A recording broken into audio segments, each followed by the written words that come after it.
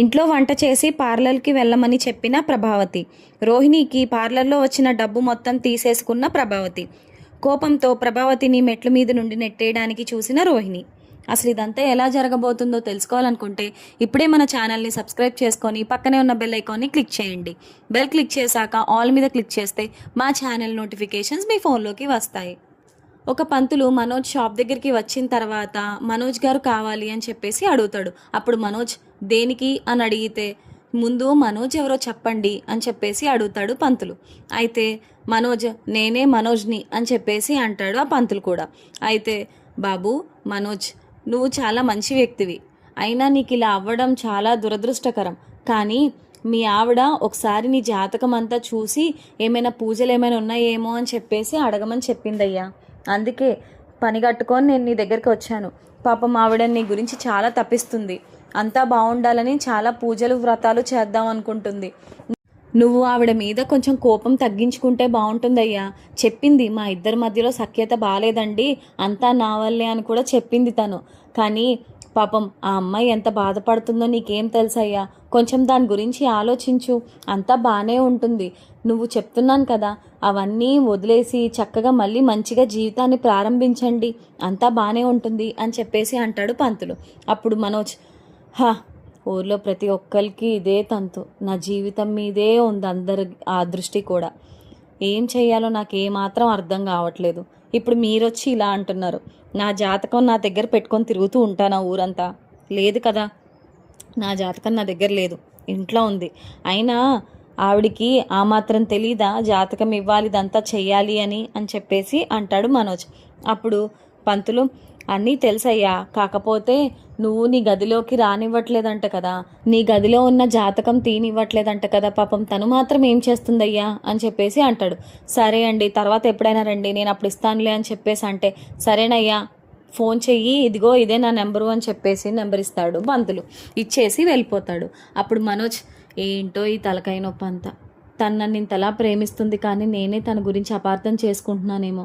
నా హెల్త్ గురించి ఆలోచిస్తుంది, నాకు జీవితం గురించి ఆలోచిస్తుంది, నేనే తన్ని చాలా బాధ పెట్టాను అనిపిస్తుంది అని చెప్పేసి ఆలోచిస్తూ ఉంటాడు మనోజ్. ఆ తర్వాత ఇంటికి వెళ్తాడు. ఇంట్లో అందరూ కూడా కోపంగానే ఉంటారు. ఎందుకంటే రోహిణి చేసిన పనుల వల్ల అందరికీ కూడా కోపంగానే ఉంటుంది. కానీ ఎవరు కూడా ఏం మాట్లాడాలో ఏమీ అర్థం కాదు. మనోజ్ ఏమో రోహిణి పక్కన పడుకోవడానికి ఇష్టపడ్డు. అక్కడి నుండి బెడ్షీట్ తీసుకొని బయటికి వెళ్ళి అలాగే మెల్లిగా పైకెక్కేసి పైన చక్కగా చేసుకుందాము, ఇక్కడే పడుకుందాము, రూమ్లోకి వెళ్ళాలని కూడా అనిపించట్లేదు. ఆ మనిషి ముఖం ఇప్పుడు అప్పుడే నేను చూడలేను, ఎంత సముదాయించుకున్నా సరే నా వల్ల అవ్వట్లేదు అనుకుంటాడు మనోజ్. అప్పుడు ప్రభావతి వస్తుంది పైకి. వచ్చి, ఏంట్రా నువ్వు పైన పడుకోవడం ఏంటి, దాన్ని కదా నువ్వు రూమ్లోంచి గెంటేయాలి, అయినా నువ్వు మగాడివి, నీకేం బాధ వచ్చింది చెప్పు, అంతా బాగుంది కదా, నువ్వు మోసపోయావు, అది మనమేమీ చేయలేం, కానీ నీ చేతిలో ఉన్న దాన్ని ఎందుకని నువ్వు ఇంతలాగా బాధపడుతున్నావు, దానికి ఏం పోయే కాలం, అది వచ్చి పడుకోవచ్చు కదా బయట, నువ్వు పడుకోవాల్సిన అవసరం ఏమొచ్చింది, దాన్ని నెట్టేయాలి బయటికి, అయినా దాని జీవితం అంతా నీ చేతిలో పట్టుకోవాలి, దానికి ఏ హక్కు ఇవ్వకూడదు, అప్పుడు కానీ అది నేల దిగి రాదు, అది నీ నెత్తి మీదే తాండవిస్తూ ఉంటుంది. రే మనోజ్, చెప్తున్నాను కదా, నువ్వు మంచిగా ఉంటే తను ఇంకింకా రెచ్చిపోయి నీ నెత్తి మీదకి ఎక్కుతుందిరా. చూసాం కదా ఆవిడ గారి నిజస్వరూపం, ఇప్పటికైనా బయటపడింది, లేదంటే ఇంకెన్నాళ్ళు మోసపోవాల్సి వచ్చేదో అని చెప్పేసి అంటుంది ప్రభావతి. అప్పుడు మనోజ్, అమ్మ నాకు ఎవరి మీద ఏ కక్ష లేదు, నా మీద నాకే కోపంగా ఉంది, అసలు నేను ఎవరికి ఏ పాపం చేశానో నాకేం అర్థం కావట్లేదు, ఇలాంటివన్నీ నాకే జరుగుతున్నాయి, నేను అసలు ఏం చేశానమ్మా, చెప్పు, ఎంత బాధపడ్డానో తెలుసా, ఎంత ఏడుపొస్తుందో తెలుసా, ఎందుకని ఇదంతా నాకే జరుగుతుంది, జీవితంలో సుఖం లేకుండా పోయింది, మరోవైపు అంతా రోహిణియే చూసుకుంటుంది కదా ఆనందం ఉన్నా, ఇంకోవైపు ఎందుకు ఇలా చేసింది, ఎందుకు ఇన్ని అబద్ధాలు ఆడింది అన్న బాధే ఎక్కువగా ఉందమ్మా. అంటే నీ మనసు నాకు తెలుసురా, నువ్వు చాలా మంచి వ్యక్తివి, కానీ ఆ దరిద్రపు గుట్టుది ఎప్పుడైతే మన కొంపలు అడుగు పెట్టిందో అంతా దాని జోలికి వెళ్ళేసరికి మొత్తం అంతా అదే పెత్తనం చలాయించడం మొదలుపెట్టింది. అయినా ఇక్కడ ఏమీ పోయేదేముంది, నీ గురించి నువ్వు ఆలోచించుకో, అలాగే నీ గురించి నువ్వు కాకపోతే ఇంకెవరు చూస్తారు చెప్పు, నీతో పాటు నేను కూడా నీ గురించి ఆలోచించేదాన్ని ఒక దాన్ని ఉన్నాను కదా, అమ్మన్రా నీకు నేను. నీ మీద ప్రేమ ఎప్పటికీ పోదు, పైగా నా పెద్ద కొడుకువి, ఇంకా ప్రేమ ఎక్కువే ఉంటుంది అని చెప్పేసి అంటుంది ప్రభావతి. ఏదో నువ్వు ఉన్నావన్న ధైర్యమే అమ్మ నన్ను ఇలా కాపాడుతుందేమో, నాకెవరు అవసరమూ లేదు, నాకు నువ్వు ఉన్నావు కదా అదే చాలు అంటాడు మనోజ్. అది నా బంగారు తండ్రివి, నువ్వేమీ బాధపడకు, నీ జీవితం అంతా బాగానే ఉంటుంది, దాని గురించి ఆలోచించడం మాని ప్రశాంతంగా పడుకోనాన్న అని చెప్పేసి అంటుంది ప్రభావతి. అయితే అక్కడి నుండి వెళ్ళిపోయిన తర్వాత సత్యం అడుగుతాడు, ఏం నూరిపోసొచ్చావు నీకు పెద్ద కొడుక్కి అని. అయితే నేను నూరిపోయాల్సిన అవసరం ఏముంది, వాడే పైకి వెళ్ళి పడుకుంటున్నాడు, దానికి నేనేం చేయాలి అని అడుగుతుంది ప్రభావతి. అయితే సత్యం, ఊరుకో ప్రభా, ఎప్పుడైనా సరే ఒకటి గుర్తుపెట్టుకో, మొగుడు పిల్లల గొడవల్లో మనం ఎప్పుడూ దూరకూడదు, వాళ్ళు ఏదో ఒకలా పడతాడు. సరే ఆ అమ్మాయి ఏదో పాపం తప్పే చేసింది అనుకో, వాళ్ళు ఏదో చూసుకుంటారు, కానీ మధ్యలో నువ్వు దూరుతావేంటి? ఆ మాత్రం తెలివిలేదా, ఆ మాత్రం బుద్ధి లేదా నీకు? అసలు అలాంటి విషయాల్లో ఎప్పుడు కూడా తలదూల్చకూడదు. ఆ అమ్మాయి ఏదో అబద్ధం ఆడింది సరే, నువ్వు ఊరికే దాన్నే ఓ గుచ్చి అదే మాట చెప్తున్నావు. అయినా నీ బుద్ధి ఏమైంది? పెళ్లి చేసేటప్పుడు నోరెళ్ళబెట్టి మరీ వెంటనే పెళ్లి చేసేసావు, కనీసం ముందు వెనకాల ఏంటి ఏమీ ఆలోచించలేదు. ఇప్పుడు మాత్రం ఒకేసారి నిజం తెలిసేసరికి నీ గుండె పగిలిపోయిందా? నీకెన్నోసార్లు చెప్పాను వాళ్ళ జోలికి వెళ్ళకు. అలాగే మనోజ్ ఎంత బాధపడుతున్నాడో వాడి మొహంలోనే అర్థమవుతుంది. నువ్వు ఇంకా వెళ్ళి గుచ్చావంటే పాపం ఇంకా వాడు మనం ఏమవుతాడో కూడా తెలియదు. నీ వల్లే సగం వాడు అలా తయారయ్యాడు అనగానే, ఎప్పుడు మీరు నన్నే అంటారు, నా మీదే పడతారు, నేనేం చేశానండి, ప్రతిదానికి నన్నే అంటారు అని అంటుంది ప్రభావతి. అప్పుడు సత్యం, నేను చేసావంటావేంటి, చేసిందంతా నువ్వే, వాళ్ళిద్దరూ బాగానే ఉన్నారు, మధ్యలోకి వెళ్ళి ఊరికే దూరుతున్నావు. చెప్తున్నాను కదా, ప్రశాంతంగా ఉన్న వాళ్ళని ప్రశాంతంగా ఉంచు, ఎందుకని ఊరికే వాళ్ళని బాధ పెడుతున్నావు? ఇంకొకసారి నేను వాళ్ళిద్దరి మధ్యలోకి నువ్వు దూరినట్టు కనబడితే నేను మళ్ళీ మా అమ్మని పిలవాల్సి వస్తుంది అని చెప్పేసి అంటాడు సత్యం. ఏం అవసరం లేదులేండి, అత్తయ్య గారిని పిలిచి నా పరువు తీయడానిక, ఏం అవసరం లేదులే, ఏమీ దూరం వాళ్ళిద్దరి మధ్యలో, అయినా అది చేసింది నాకేమీ నచ్చలేదు, అందుకనే నేను ఇలా చేస్తున్నాను అని చెప్పేసి అంటుంది ప్రభావతి. సర్లే ఇంకా మాట్లాడకుండా పడుకో, నువ్వు వాళ్ళ ఇద్దరి మధ్యలో దూరినట్టు నాకు కనబడ్డావంటే నువ్వు ఇంక ఇంట్లోనే ఉండవని చెప్పేసి అంటాడు సత్యం. అప్పుడు ప్రభావతి సర్లేండి అని చెప్పేసి పడుకుండిపోతుంది ఒకవైపు తిరిగి. కానీ మనోజ్ గురించి ఆలోచిస్తూ ఉంటుంది ప్రభావతి. తర్వాత రోజు అందరూ ఫ్రెష్ అప్ అయి వస్తారు. అయితే శృతి ఫోన్ మాట్లాడుతూ ఉంటుంది. సరేనే తప్పకుండా, నేను తనని అడిగి చెప్తాను, అడిగి అప్పుడు ఫోన్ చేస్తాను నీకు, పైగా హ్యాపీ కంగ్రాచులేషన్సే, అస్సలు అనుకోలేదు, చాలా బాగుంది అంటూ ఫోన్ మాట్లాడుతూ ఉంటుంది. అప్పుడు రవి చూసి ఎవరు అని అడుగుతాడు. అదే రవి, నా ఫ్రెండ్, తనకి పెళ్ళి, తన పెళ్ళిలో మేకప్ ఆర్టిస్ట్ కావాలంట, తనకి మేకప్ వేయడానికి కావాలంట, రోహిణిని అడుగుదామని అనుకుంటున్నాను అంటే అప్పుడు రవి, ఇలాంటి సిచ్యువేషన్లో మా అమ్మ పంపిస్తుందంటావా అని అడుగుతాడు రవి. అప్పుడు శృతి, అదేంటి, తను బయటికి వెళ్ళి పనిచేస్తే డబ్బులు కూడా వస్తాయి కదా, తప్పేముంది, మేకప్ వేయంగానే తను డబ్బులు ఇచ్చేస్తుంది కదా, మా ఫ్రెండ్ చక్కగా డబ్బులు కూడా సంపాదిస్తుంది, అదే కదా మీ మమ్మీకి కావాలి అని చెప్పేసి అంటుంది శృతి. అప్పుడు రవి, నాకైతే డౌటే, ఈవిడి గారు పంపిస్తుందో లేదో, మా అమ్మ గురించి తెలిసిన సంగతేగా, వదిన మీద పీకల దాకా ఉంది కోపం అని చెప్పేసి అంటాడు రవి. ఏముంది రవి, అడిగి చూస్తే ఏమవుతుందో తెలుస్తుంది కదా, ఎందుకు ఆంటీకి భయపడ్డం ప్రతిదానికి, ఒకసారి అడిగి ఏమంటారో దాన్ని బట్టి మనం కూడా ప్రొసీడ్ అవ్వడానికి బాగుంటుంది. నేను ఆల్రెడీ ఆవిడికి చెప్పేశాను, మా వాళ్ళు మాట్లాడతారు, నేను వెళ్ళి మాట్లాడతాను మా వాళ్ళతోని అని చెప్పేసి, కాబట్టి నువ్వు ఇంకా దాని గురించి ఆలోచించకపోవడమే నయమేమో అని చెప్పేసి అంటుంది. అయితే అక్కడి నుండి ఇద్దరు కూడా కిందకి వస్తారు. అప్పుడు రోహిణితో, రోహిణి నీకో విషయం చెప్పాలి, నిన్ను ఒకటి అడగాలి అని చెప్పేసి అడుగుతుంది శృతి. చెప్పు శృతి, ఏం కావాలి అని అడిగితే, నా ఫ్రెండ్ది పెళ్ళి ఉంది, అది కూడా ఈ మంత్లోనే, ఒక 1 వీక్లో, సో నువ్వు తనకి మేకప్ వేస్తావా, తనకి మేకప్ ఆర్టిస్ట్ కావాలంట, నువ్వు మేకప్ బాగా వేస్తావు కదా, తను అడిగింది, నేను అడిగి చెప్తానని చెప్పాను, కాబట్టి అడుగు చెప్పు ఏం చేయాలి అని చెప్పేసి అడుగుతుంది శృతి. అప్పుడు రోహిణి, తప్పకుండా వేస్తాను అని చెప్పేసి అంటే అప్పుడు ప్రభావతి, ఏం వేస్తావే, పెయింట్ వేస్తావా ఇంటికి, ఏమీ అవసరం లేదు, అయినా ఇలాంటి గోతులు తవ్వే వాళ్ళకి ఇలాంటివన్నీ అవసరమేముంది, అసలు అయినా నీలాంటి దానితో ఏంటి నాకు, నువ్వెక్కడికి వెళ్ళాల్సిన అవసరం ఏమీ లేదు అనగానే శృతి, అదేంటి ఆంటీ, అంతా బాగానే ఉంది కదా, తన టాలెంట్ అది, తను వేస్తే డబ్బులు వస్తాయి కదా, చక్కగా మేకప్ వచ్చిన డబ్బులు బాగుంటుంది కదా, చక్కగా వేసుకోవచ్చు, చక్కగా డబ్బులు సంపాదించుకోవచ్చు, అందులో పోయేదేముంది. అయినా ప్రతిదానికి అలా తప్పు పట్టకూడదు. తను చాలా మంచిగా మేకప్ వేస్తుంది, నేను ఆల్రెడీ సుందరి పెళ్ళిలో చూశాను, తను చాలా బాగా వేస్తుంది మేకప్ అనగానే బాలు అలాగే మీనా కూడా అవునండి అని అనగానే నువ్వు నోరు మొయ్యవే, నువ్వు ఆగు అని చెప్పేసి అంటుంది ప్రభావతి.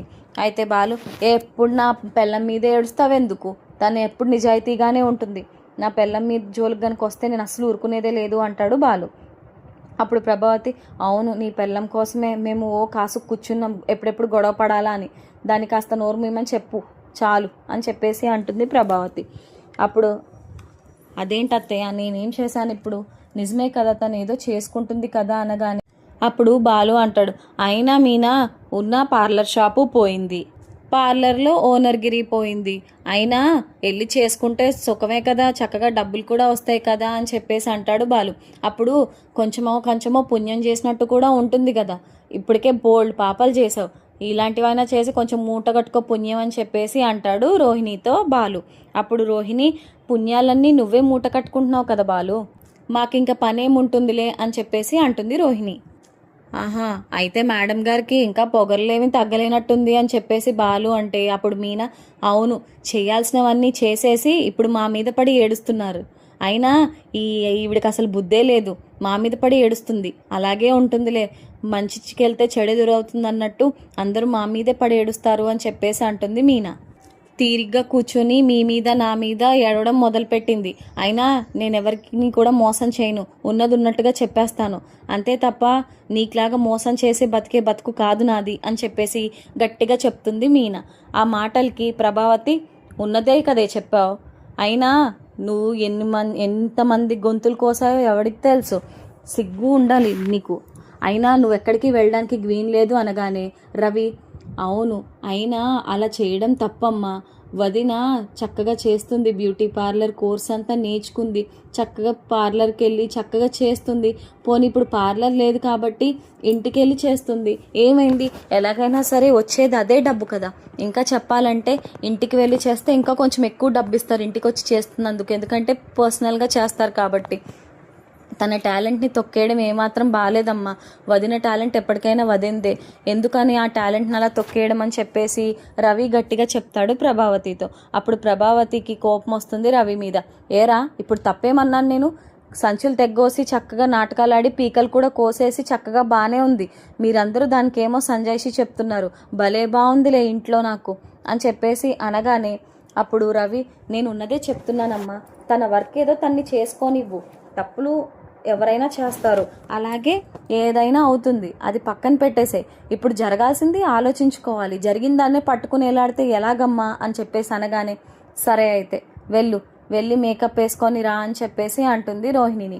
అప్పుడు రోహిణి సంతోషపడుతుంది, అందరూ కూడా వెళ్ళిపోతారు లోపలికి, ఎప్పుడు ఇలానే జరుగుతుందిలే ఏముంది అంతా ఈవిడి గారిదే కదా అని చెప్పేసి అనుకొని వెళ్ళిపోతారు.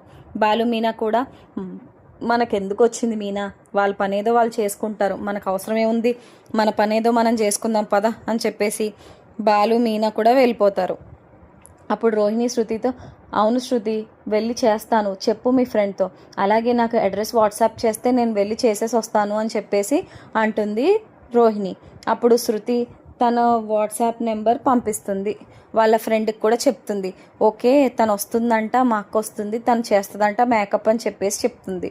అయితే తను వెళ్ళి మేకప్ చేసేసిన తర్వాత వావ్ చాలా బాగా చేశారు, మీకు చాలా టాలెంట్ ఉంది అని చెప్పేసి రోహిణికి డబ్బులు ఇచ్చేస్తుంది తన ఫ్రెండ్. శృతి వాళ్ళ ఫ్రెండ్ డబ్బులు ఇచ్చిన తర్వాత రోహిణి అక్కడి నుండి ఇంటికి వస్తుంది. ఇంట్లో ఎవ్వరూ ఉండరు, ఒక్క ప్రభావతియే ఉంటుంది. ప్రభావతి వచ్చిన తర్వాత ఏంటే అయిపోయిందా నీ ఊరేగడాలు తిరగడాలు, ఎంత ఏంటి ఇలా ఇవ్వు అని చెప్పేసి డబ్బులు తీసేసుకుంటుంది. అత్తయ్య అది అంటే ఏది నువ్వేమీ నీ దగ్గర డబ్బు ఉంచుకోవాల్సిన అవసరం ఏమీ లేదు, ఆ డబ్బంతా నా కొడుకు పెట్టింది, అయినా సిగ్గు లేదు నీకు, ఎన్ని లక్షలు మింగించావో మా వాడి చేత, ఇప్పుడేమో డబ్బులు సంపాదించేసి ఏం చేద్దాం అనుకుంటున్నావు, ఇవ్వెవరికి తగలేస్తావు, ఏమీ అవసరం లేదు అని చెప్పేసి రోహిణి పార్లర్ దగ్గర నుంచి వచ్చిన డబ్బు మొత్తం తీసేసుకుంది ప్రభావతి. అయితే రోహిణికి విపరీతమైన కోపం, బాధ రెండూ వస్తాయి. ఇంత కష్టపడి నేను చేస్తే ఈవిడ నా డబ్బులు తీసేసుకుంటుందా, అయినా నేను ఏం తప్పు చేశానని మరీ నన్ను విలన్లా చూస్తుంది. చిన్న చిన్న తప్పులు పొరపాట్లు అవుతూనే ఉంటాయి, అయినా ఇంత దారుణంగా ట్రీట్ చేస్తారా ఒక మనిషిని అనుకుని లోపల అనుకుంటూ ఉంటుంది. అప్పుడు ప్రభావతి, ఏంటే బొమ్మలా నిలబడ్డావు, వంట అయింది కదా వడ్డించు, నేను భోజనం చేసేసి అప్పుడు నీ సంగతి చూస్తాను అని చెప్పేసి అంటుంది. ఇంటికి వచ్చిన తర్వాత రోహిణిని ఇలా అనేయడంతో చాలా బాధపడుతుంది రోహిణి. తను వండిన భోజనం అన్నీ చేస్తుంది. వండేసి వెళ్ళావు కాబట్టి సరిపోయింది, వండకుండా వెళ్ళనిస్తాను నేను అస్సలు వెళ్ళనివ్వను నిన్ను అని చెప్పేసి అంటుంది ప్రభావతి. చేశాను కదా అత్తయ్య, భోజనం చేయండి ఇదిగోండి అని చెప్పేసి పెడుతుంది. ఏం వెలగబెట్టావో ఏంటో అని చెప్పేసి తింటూనే చికాకు పడుతుంది ప్రభావతి. చండాలంగా ఉంది నీ వంటలున్నాయి చూడు, చిచ్చి బాబోయ్, నా వంటలైనా నేర్చుకోవే తల్లి, నువ్వు తినలేకపోతున్నాను నేను అని చెప్పేసి అంటూ తిట్టుకుంటూ మొత్తానికి తినేస్తుంది ప్రభావతి. తిని పైకి వెళ్ళి పడుకుంటుంది. అయితే రోహిణి ఏమో, ఈవిడ నాకు రోజు రోజుకి టార్చర్ పెంచేస్తుంది, నేనేం బాధలు పెడుతుందో నన్ను ఈవిడ, అసలు ఏం బాధలో బాబోయ్, ఇంత దారుణంగా ఎవరైనా ఉంటారా, ఈవిడ వల్ల మా అమ్మని మాట్లాడాల్సి వచ్చింది, విద్యతో పెద్ద మాట్లాడడానికే కుదరట్లేదు, నాకు మనసు అంతా చాలా బరువుగా ఉంది, ఎందుకని ఇంత టార్చర్ పెట్టాలా ఒక మనిషిని, ఏదో మలేషియా నుంచి వచ్చాను అన్న చిన్న మాటకి ఇంత దారుణంగా టార్చర్ పెట్టాలా, అమ్మ బాబోయ్ అని చెప్పేసి బాధపడుతూ ఉంటుంది. అయినా నేను బాధపడితే వీళ్ళకే కదా చక్కగా ఇంకా నన్ను ఆడుకుంటారు, కాబట్టి నేను బాధపడ్డట్టు వీళ్ళకి ఏమాత్రం తెలియకూడదు, ఈవిడ్ని ఏదో ఒకటి చేయాలి అని అనుకుంటుంది రోహిణి. అప్పుడు ప్రభావతి తన రూమ్ నుండి బయటికి వస్తుంది. కరెక్ట్గా రోహిణి కూడా అప్పుడే వస్తుంది బయటికి. అయితే ప్రభావతి మెట్లు దిగుతుంటే దీన్ని తోసిపాడేసి దాని కాలు విరగ్గొడితే ఒక మూల పడి ఉంటుంది, అప్పుడు నేను చక్కగా నా పనులు నేను చేసుకోవచ్చు అనుకుంటుంది లోపల రోహిణి. అయితే ప్రభావతి మెల్లిగా దిగుతుంది మెట్లు. అయితే తన్ని తోసేద్దామని దగ్గరకు వచ్చేసరికి అప్పటికే సత్యం వచ్చి, ఆ ప్రభా అంటాడు. అయ్యో మావ ఇక్కడే ఉన్నారా బాబో, ఇంకా నేను తోసేయలేదు, నా పని అయిపోయేది అని చెప్పేసి ఫాస్ట్గా తన రూమ్లోకి వెళ్ళిపోతుంది రోహిణి. అయితే అయ్యో ఇంకా నయ్యం, మావయ్య చూసుంటే నా పని అయిపోయేది, అయినా ఈవిడ్ని తొయ్యాలంటే కూడా రాసిపెట్టి ఉండాలి, నా బతికే ఇంత దారుణంగా తయారైంది, వీళ్ళందరూ బాగానే ఉన్నారు అని అనుకుంటుంది లోపల రోహిణి. అయితే ప్రభావతి, ఏంటి ఇంతలా ఆనందంగా ఉన్నారు, ఏమైంది అంటే, ఏం లేదు ప్రభా, పిల్లలతో అలా టైం స్పెండ్ చేసేసరికి ప్రాణం ప్రశాంతంగా ఉంటుంది నాకు, బోల్డ్ మంది పిల్లలు, చక్కటి పిల్లలు ఎంత చక్కగా ఉంటారో, ఒక్కొక్కళ్ళు మంచిగా ఉంటారు అని చెప్పేసి అంటాడు సత్యం.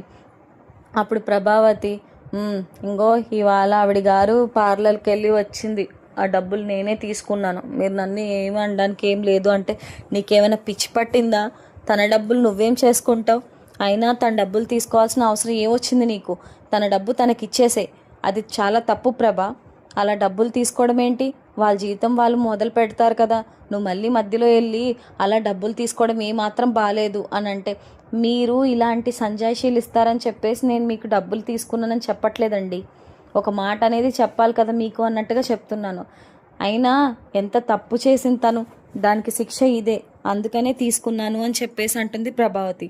నువ్వు మారో, నా ఆనందాన్ని 2 నిమిషాలు కూడా లేకుండా చేశావు, ఛీ అని చెప్పేసి సత్యం అక్కడి నుండి వెళ్ళిపోతాడు. అయితే బాలు మీనాతో అంటాడు, మీనా అసలు ఈ పార్లర్ అమ్మ చాలా నాటకాలు ఆడుతుంది, తన గురించి నిజం చెప్పి బయట పెట్టింది మనమే కాబట్టి మన మీద పీకల దాకా ఉండే ఉంటుంది కోపం అని చెప్పేసి అంటాడు బాలు.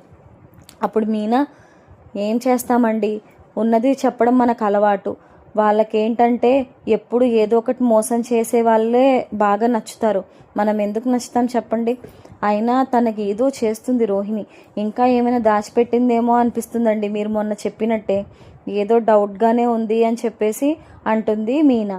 అప్పుడు బాలు కూడా, నేను ఇప్పుడు కాదు, నేను నీకు ఎప్పుడో చెప్పాను, తను ఇలాంటివి ఏదో చేస్తుందనే నాకు అర్థమైంది, నేను నీకు చెప్పలేదా, ఇలా జరిగింది అలా జరిగింది అంటూ ఏదో జరుగుతుంది, కానీ అది కూడా మనం కనిపెడతాం, తొందరలో చెప్తాను దాని పని అని చెప్పేసి అంటాడు బాలు. అయితే మీనా, సర్లేండి దాని గురించి మనకెందుకు, మన పని మనం చూసుకుంటే నయం, వాళ్ళ జోలికి వెళ్తుంటే మనకు తలకాయ నొప్పి వస్తుంది, మన పని మనం చూసుకుంటే చాలా బాగుంటుంది అని చెప్పేసి అంటుంది మీనా.